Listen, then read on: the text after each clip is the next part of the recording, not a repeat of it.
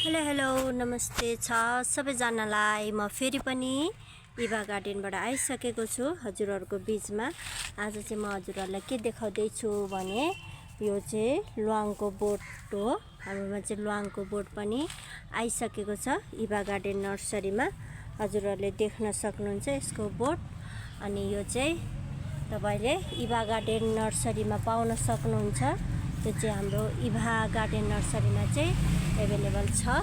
अनि हजुरहरूले यो सिन्कौलीको बोट पनि हजुरहरूको घरमा किचनमा चाहिने यो सिन्कौलीको बोट पनि इभा गार्डन नर्सरीमा आइसकेको छ। हजुरहरू यस्तै बिरुवाको खोजीमा हुनुहुन्छ भने इभा गार्डन नर्सरी भिजिट गर्न सक्नुहुन्छ। हाम्रोमा चाहिँ सबै किसिमको बोट बिरुवादेखि ल्याएर फलफुलदेखि ल्याएर सबै कुरा छ। अनि विशेष गरेर यो आँकको बोट पनि हाम्रोमा चाहिँ अभाइलेबल छ। यो करिपत्ता पनि छ। हजुरहरू इभा गार्डन भिजिट गर्न सक्नुहुन्छ। धन्यवाद।